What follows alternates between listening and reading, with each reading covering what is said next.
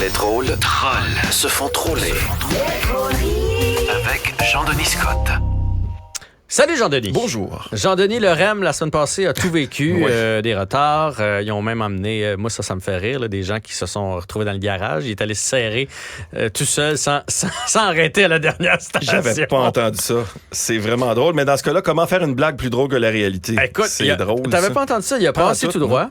OK. Puis, tu sais, à Brossard, il y a le grand garage où est-ce qu'ils sont tous les trains. Il est allé Oui. se serrer là. Ah, c'est magnifique. Mais là, les gens dedans faisaient comme, hey, je veux sortir, moi, là, je veux pas coucher. C'était pas tout à ici. fait au stationnement Non. où les autos se trouvaient. Là. Il y a la foudre qui est tombée dessus aussi. Bref, Tout là, est arrivé. on espère que tout est arrivé parce que cette semaine, c'est la fin des vacances de la construction. Donc, c'est le vrai premier Le test. vrai test. D'ailleurs, moi, je reviens de vacances. Et si, comme moi, vous étiez pris derrière des fifth wheel 1 km sur 2, vous avez sûrement hâte, comme moi, à la fin. Vous aviez hâte à la fin des vacances. Moment, d'ailleurs, où les maisons redeviennent immobiles et les autos redeviennent mobiles. Oui. Ça, c'est très plaisant. Mais oui, pour le REM, c'est cette semaine, le vrai test, très sollicité.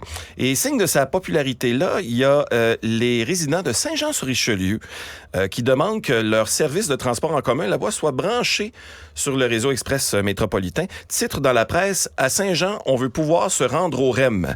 Ouais, ben à Montréal, nous, on veut juste que le REM se rende. Peu importe où, mais peut-être pas au garage dans ce cas-là. Peu importe la destination.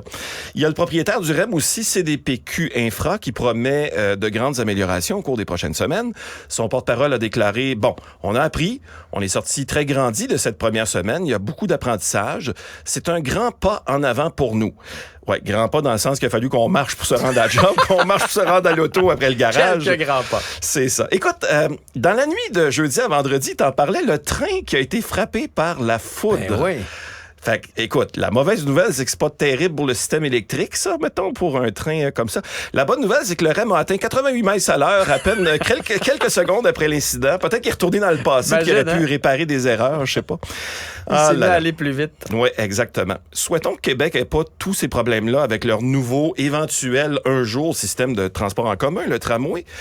Mais je vous parle de Québec, donc, où les militants de Québec solidaire ont choisi Olivier Bolduc pour les représenter pour l'élection partielle dans Jean Talon. On rappelle que l'exécutif national avait donné son appui à sa rivale parce que on voulait plus de femmes, on voulait à tout le moins approcher la parité, c'est ça. Et là, selon des témoignages recueillis par les trolleries, pour s'approcher de la parité homme-femme, il faudra soit que Québec solidaire change ses membres ou qu'Olivier Bolduc change le sien. Alors, ce serait peut-être une grosse opération pour la chose. Enfin. Cela dit, il y a des nouvelles plus importantes que d'autres. En voici une. Il y a une famille de Magog qui a reçu un constat d'infraction parce que son gazon était trop long. Ah ouais, tu peux avoir ça? Ouais, 15 cm. J'avoue que, il me semble que des fois, on regarde dans certains quartiers, puis il y en a qui mériteraient, je pense, cette amende-là. Mais 15 cm, apparemment, que c'était trop long. Voici ce que nos micros ont capté devant sa demeure. C'était la jungle. Ouais. Dans la jungle, pénible. Mais 15 jungle, 15, centimètres, c'est à peu près quoi? Je dirais 4 pouces, 3, 4... Bon, non, 4, 5, 6 pouces à peu près. Bref, je connais pas mes pouces. Mais quand t'as tellement de gazon que ta cour ressemble au congélateur de Snoop Dogg, il y a un problème. Lui, évidemment, c'est pas la municipalité qui demande de couper le gazon, c'est son médecin. Ouais. Il coupe un peu dans le gazon. Mais pour en venir au gazon de cette petite famille à Magog, il y a tellement long, ce gazon-là, que je vous propose le top 3 de ce qui a été retrouvé dans le gazon de cette famille-là. Ah. Numéro 3. Un paresseux.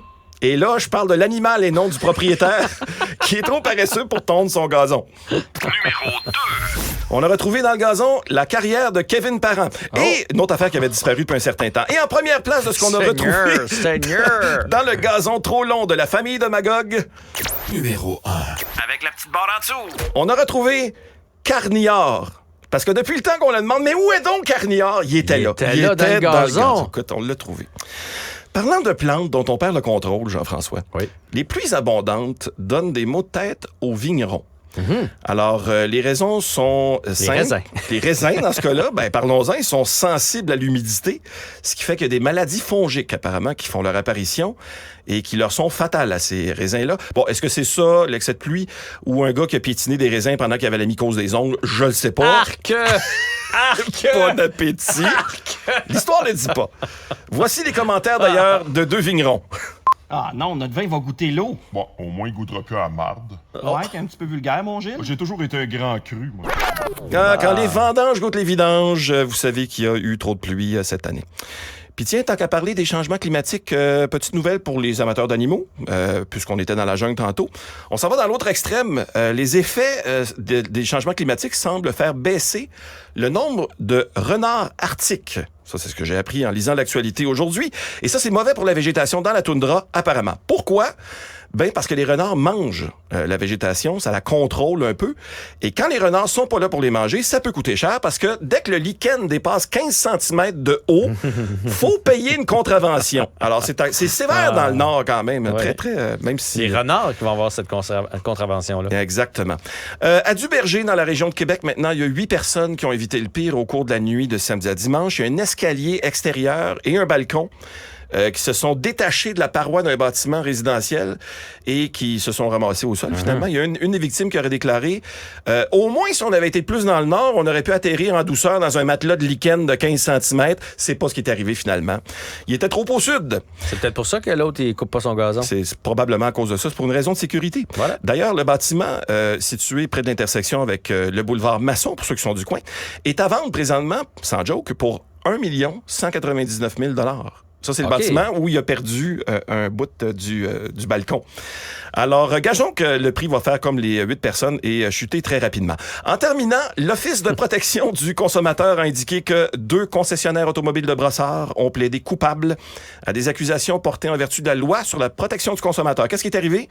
Ils ont chargé les véhicules, quand ils les ont vendus, plus cher que ce qui était écrit sur le site web. Et ça, on n'a pas le droit de faire ça. Non.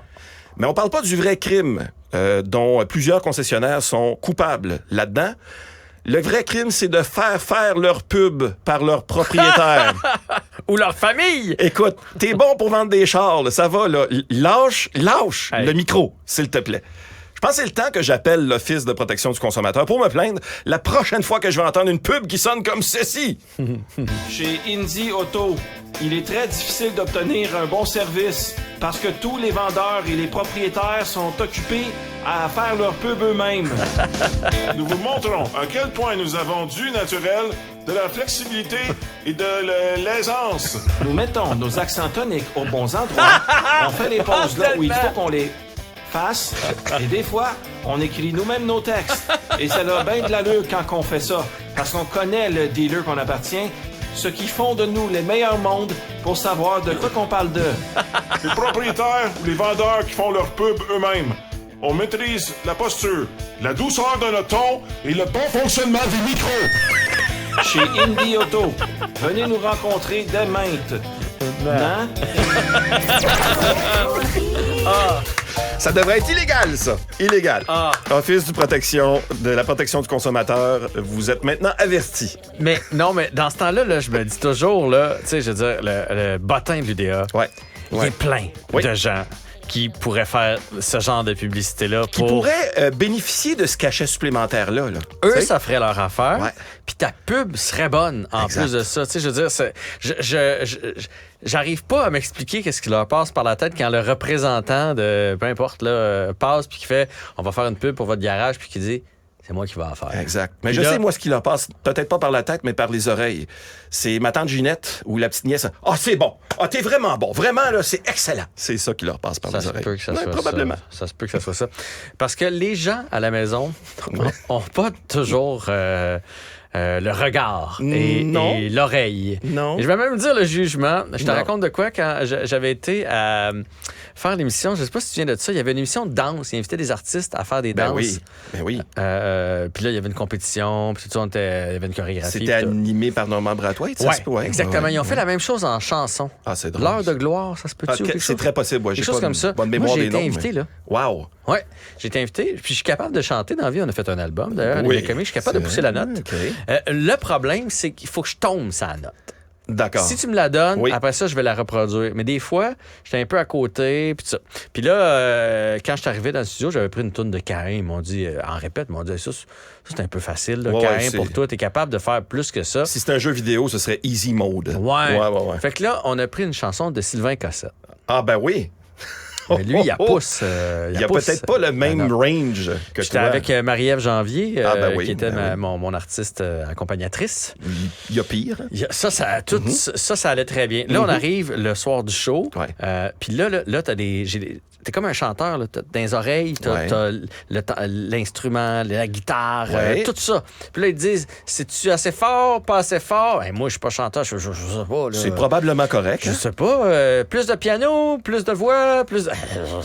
Mais je m'entends mal. Ouais, ben c'est... En tout cas, fait que là, ils ont pas énormément de temps à passer sur nous. Fait que on passe au souper. Puis là, au souper, je jase un peu. Ils font, bon, ben on va baisser l'instrument d'abord, on va te donner un petit peu plus de voix si tu t'entendais mal. Donc, je fais ma performance le soir même. Et je me souviens encore, là, quand Marina Orsini était aussi sur ce show-là. D'accord. Là, je finis, je m'assois au petit banc pour qu'on débrief, tu sais.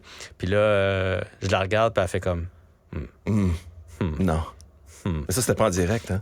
Ah, oui. Ah, c'était en direct? Non, c'était pas en direct. Ouais. Non, c'était pas en direct. Mais oui, c'était en direct.